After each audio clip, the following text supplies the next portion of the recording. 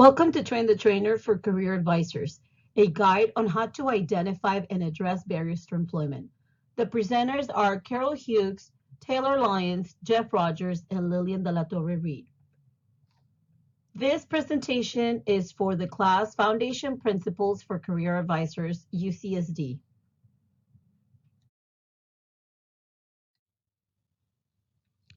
In this presentation, we're discussing the definitions of barriers to employment, and we'll concentrate on discussing the following 4 topics. Childcare as a barrier will be presented by me, Lilian de la Torre. Limited work experience of recent high school graduates by Jeff Rogers. Overqualified mature workers by Carol Hughes. And mental health barrier by Taylor Lyons. At the end of this Train the Trainer PowerPoint, you can find resources and the list of work cited in our reference section.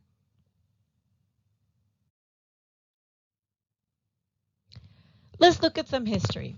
Congress first addressed barriers to employment in 1973 by discussing barriers for individuals with disabilities.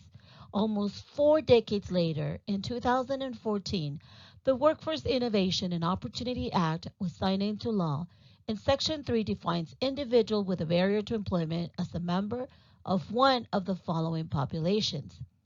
There are 14 categories, but for the purpose of this presentation, we only included the following 7 groups of populations. Displaced homemakers, low-income individuals, individuals with disabilities, including youth who are individuals with disabilities, older individuals, ex-offenders, homeless individuals of the Violence Against Women Act, single parents, and long-term unemployed individual. For a complete list, you can go to the reference section.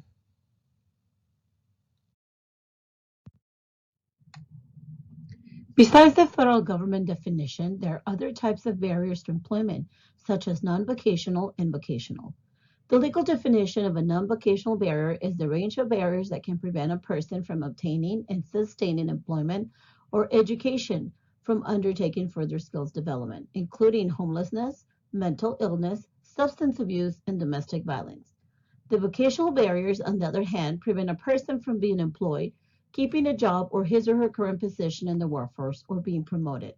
These barriers are lack of education or work experience, inappropriate work behavior, or disabilities. The barriers addressed in this presentation are non-vocational barriers, vocational barriers, and those as defined by the federal government.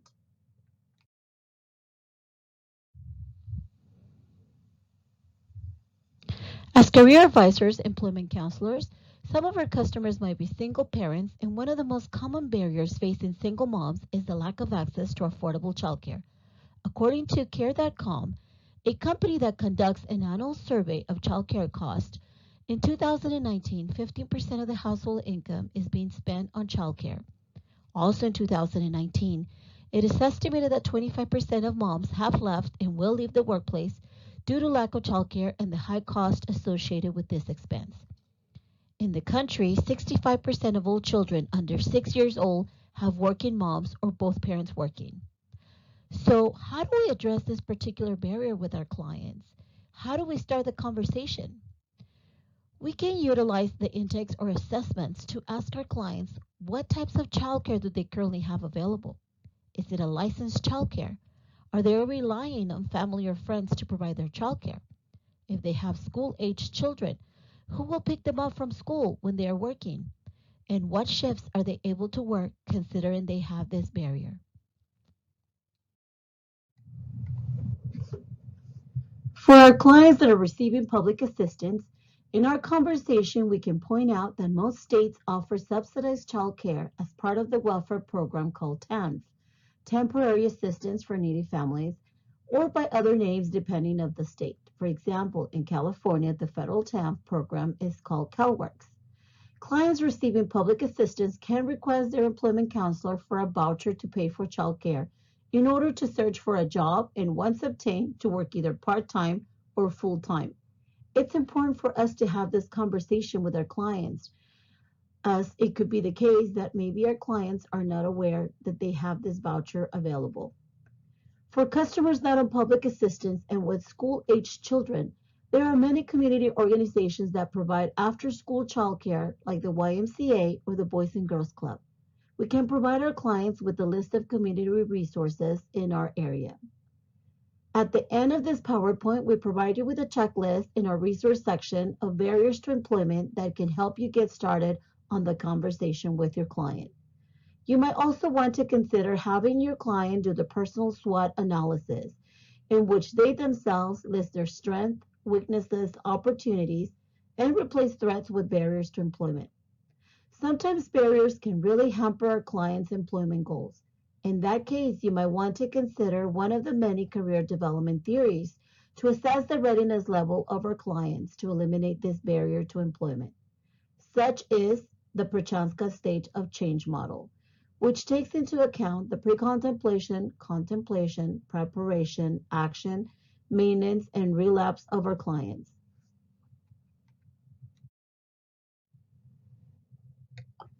To assist our clients or customers eliminate the childcare barrier to employment or education, keep in mind these national average weekly rates shown in the graph. For a low to middle income family, childcare costs per year can exceed $10,000 just for one child. Having our clients plan ahead to secure affordable childcare can make a difference to keeping a job or enrolling in a career or vocational training program. As we look at the barriers to employment for high school graduates, we realize that there are many challenges that they face. But I think one of the number one challenges is their overall lack of exposure to career development and workforce development. Although the goal for high school counselors is to provide counseling services in the areas of academic readiness, personal social development, and career readiness, what often gets left behind is providing quality career readiness programs and services for high school students. Why? Because they're overwhelmed with providing academic readiness services so kids can apply to 4 and 2-year colleges, and the personal social areas of personal social development. A lot of students are coming in with anxiety, social anxiety, and depression, and so we're taking a lot of our time making sure kids are safe and making sure they're ready to apply to colleges. That's just something to keep in mind as you're working with high school students, that their exposure to career development is very, very limited. So one of the themes I have, or one of the things I've learned to do, don't just tell them how to do things related to this, show them. So that's one of the things that's foundational. Show and tell. Don't just tell them. Really helpful. Let's talk about the 10 most common barriers to employment for high school graduates. I'm going to cover a couple of these, let you read the rest just for a time issue. I think number one, transportation issues. Some students get the job, they're really excited, and it's a 20 minutes if you go by car, but if you go by public transportation, it takes 2 hours. And so 2 hours in the morning, 2 hours in the afternoon, in 8 hours of work, it can be really draining for students. Another one that stands out to me is just the lack of support or confidence students might have, number four. And so I think that what can we do to provide that support and find ways to build their confidence so as they go into this world of work that they're so unfamiliar with, they have a little more confidence. One that I'm commonly dealing with and on an ongoing basis as a high school counselor is working with students with learning disabilities, both students with IEPs and 504s. How can we connect them into the world of work and communicate that disability in a way that gives them confidence and gives them a sense of security? They don't know how to look for a job because they've never done it before. So how can we not only tell them how to do that, but show them how to do that so they're going into the situation with confidence? And we can skip down to number 9. I worked for a staffing agency and worked with them when I was in Valencia. And we found that a lot of students lack those soft skills, communication skills, problem solving skills, leadership skills, and understanding now that their role is on a team, not competing with their colleagues. So these are just some of those common barriers. We'll talk a little bit more about suggestions on how to move forward with helping students on the next slide. Let's discuss some of the suggestions to increase employment for high school graduates. The first two are great. Offer one-on-one individual support, and if you can, an open door policy or a drop-in policy is really helpful for these students because they're a little bit shy or intimidated with setting up appointments or coming in for an appointment and having a set up appointment. I have an open door policy at school during certain hours, and it really increases my interaction with these students. Another thing that would be really helpful is providing resume building workshops and resources. Why? Because this not only teaches them how to do it, but actually shows them how to convert their resume into a resume they can use for employment rather than for college admissions. I also offer career and personality assessments for these students to help them best identify best fit jobs and build confidence. So I want them confident as they go into an interview. I use the Myers-Briggs and the Strengths Finder. This helps them identify jobs that fits their passions and their loves. It also helps them be able to articulate their strengths, their values, and who they are. Another one that I'm adding to my toolkit that I encourage you guys to check out is Use Science. It also does the same thing, embeds the Strengths Finder and the Myers-Briggs, but also adds an aptitude portion of the assessment, which is really helpful for kids because not only do they get what they're passionate about and what they love and what they're excited about doing, but it also gives them, do I have the ability, the natural skill set to do this job? So check it out when you have a moment. Also, see another thing that could really help students if you can only meet with them 2 or 3 times.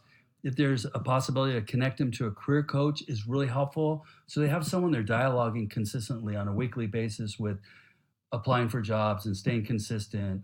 What are some of the things that pop up they didn't anticipate and how you can help them. Thanks a lot, and read the rest and see some other ideas that I suggested that you can use to help these high school graduates.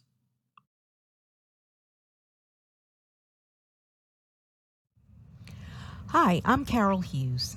I am discussing the barrier of being overqualified as it relates to the older or mature worker and as it relates to ageism. Imagine working hard all your adult life. You went to school, earned your undergraduate, perhaps even graduate degree.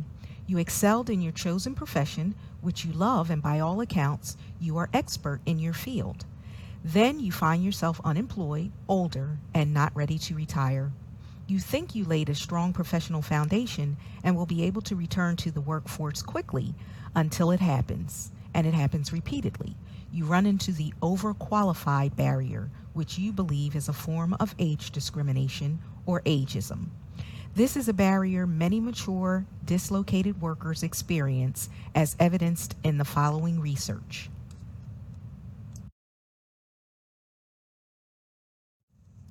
A study entitled Community College Practices That Serve Older Dislocated Workers states, due to a combination of demographic, economic, health, and labor market trends, older workers make up an increasingly significant portion of the workforce and have been proven to be vulnerable to especially long-term unemployment. As of April 2012, approximately 2 million of the 12.5 million unemployed Americans were 55 years and older. Unemployed older workers were the most likely of any age group to have been without a job for a year or more. And according to the Bureau of Labor Statistics, the reemployment rate for older displaced workers ages 55 to 64 was just 39%. And for those job seekers 65 years and over, the rate was a dismal 23%, in contrast with significantly higher reemployment rates for younger displaced workers. So what's going on? Could ageism be a factor?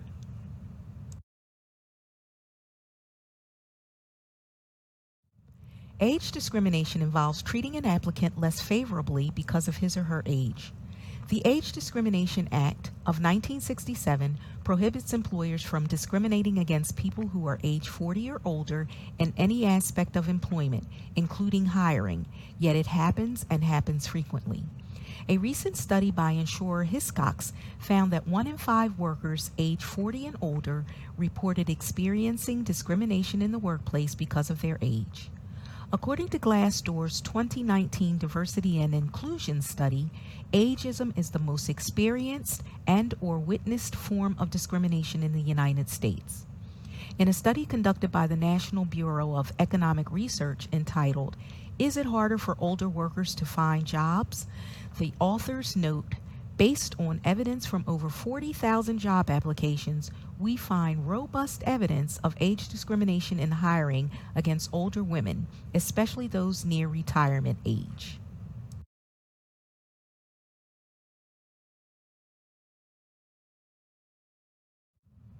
All of this evidence suggests ageism is a fact of life for older workers despite their many years of knowledge and expertise and despite the illegality of it. So what can we as career advisors do to assist the mature worker who shows up to our office seeking assistance? First, let's not add insult to injury by being insensitive to their situation. If they feel they were discriminated against, believe them. Listen empathetically.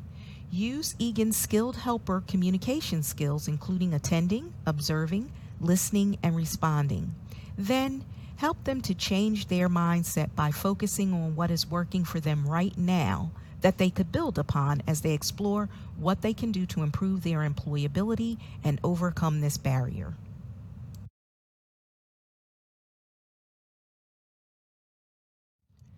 Be knowledgeable of and provide relevant resources. For example, refer them to companies which are eager to hire mature employees and have signed AARP's pledge to recruit and support workers of diverse age groups like KPMG, General Mills, and Pfizer, according to Glassdoor.com. Advise them of the benefits of upskilling, training, and continued professional development, whether that's taking online or community college classes and/or becoming certified in a trade. Assist them with streamlining and upgrading their resume, perfecting their interview, branding, networking, technology, and soft skills. And be mindful of your limits and scope of practice. A recent study in Dermatology Times found many older patients seeking anti-aging procedures because of their concerns about age discrimination. The study found a negative relationship between perceived age discrimination and health, including lower self-esteem. In such cases, make referrals to professionals as needed. And lastly, remember the career advisor's role is to help the mature worker manage their challenges more effectively and not to make everything all right.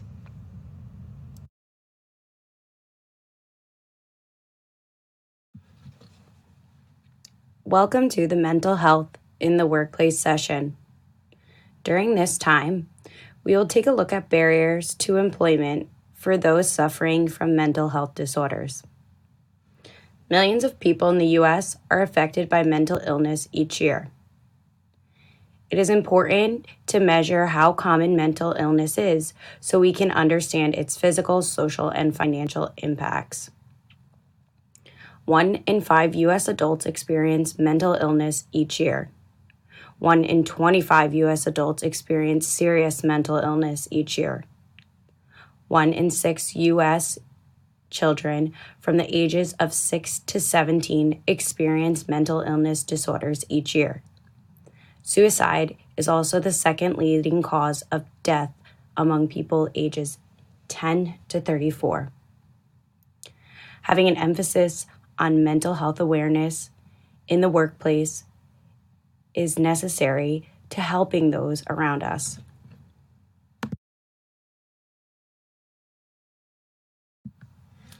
Mental health and jobs in the U.S.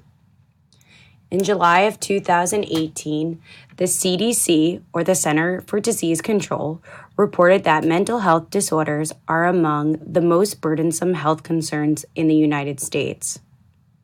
About 63% of Americans are a part of the U.S. labor force. Nearly 1 in 5 U.S. adults aged 18 or older reported mental illness in 2016. In addition, 71% of adults reported at least one symptom of stress, such as a headache or feeling overwhelmed or anxious. Many people with mental health disorders also need care for other physical health conditions, including heart disease, diabetes, respiratory illness, and disorders that affect muscles, bones, and joints. About 63% of Americans are a part of the U.S. labor force.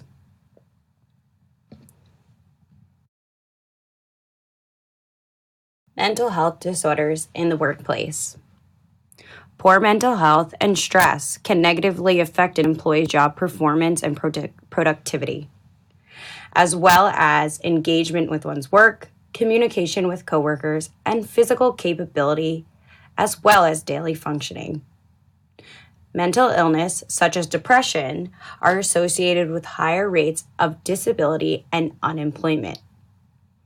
Depression can interfere with one's ability to complete physical job tasks about 20% of the time and reduces cognitive performance about 35% of the time. Only 57% of employees who reported moderate depression and 40% of those who report severe depression receive treatment to control depression symptoms. The workplace can be a key location for activities designed to improve the well-being amongst adults. Workplace wellness programs can identify those who are at risk and connect them to treatment and put in place supports to help people reduce and manage stress.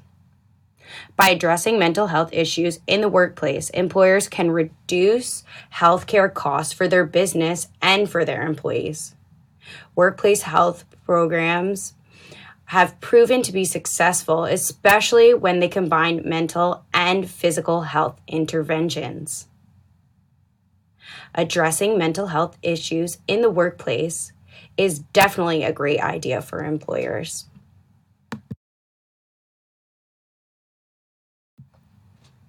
Counseling clients with mental health disorders can be rewarding and challenging both at the same time. The first thing that you must make your clients aware of is that there are protections that can help them under the law. If a client feels like they are being discriminated while seeking a job or with the job that they currently have because of their mental health disorder, there are laws set up to protect these individuals. The Americans with Disability Act, or ADA, is a federal law that prohibits discrimination against job applicants and employees with disabilities. This law applies to private employers with more than 15 employees, as well as state and local government employers. To qualify for protections under the ADA, the law states that you must be able to show that you have a disability that substantially impairs one or more of your major life activities. This means that you must be able to show that a condition, if left untreated, interferes with a daily work activity such as concentrating, communicating, or regulating emotions. As well, the clients must be able to show that they are able to perform the essential functions of the job that they currently have or are seeking without reasonable accommodations.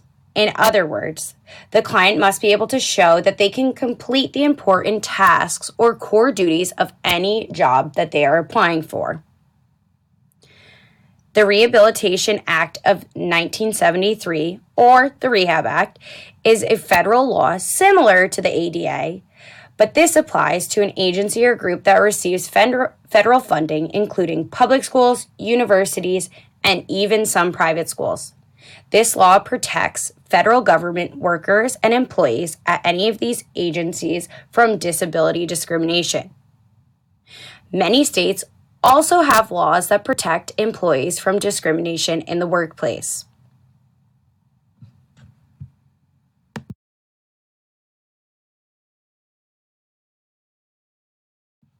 Sometimes it's necessary to take off multiple weeks in order to cope with a psychiatric crisis.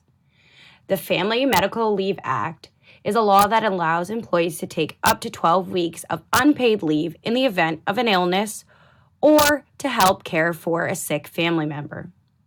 The FMLA permits you to take a leave of absence while preserving your job placement and benefits.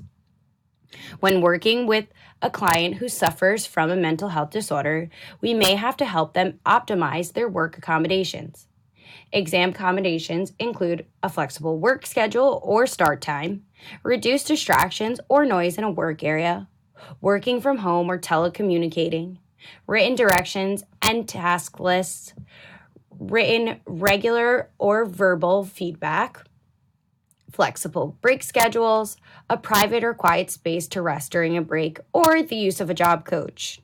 One day you may have to walk your client through the process of requesting accommodations. The National Alliance of Mental Illness says that if a client needs an accommodation, the first step is to ask. It is up to the client to request an accommodation.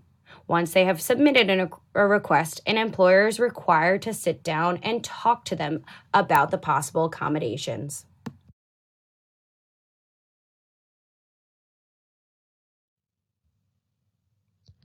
This concludes our Train the Trainer presentation on barriers to employment.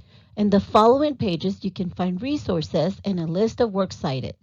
On behalf of my teammates, we thank you for taking the time to learn about barriers to employment and how, as career advisors, we can guide our clients to eliminating or reducing some of their own barriers. Just wanted to provide all of you with resources for employment and resources for exploring as you work with the high school graduates. I hope this was helpful and encourage you to really be supportive of our high school graduates looking for employment.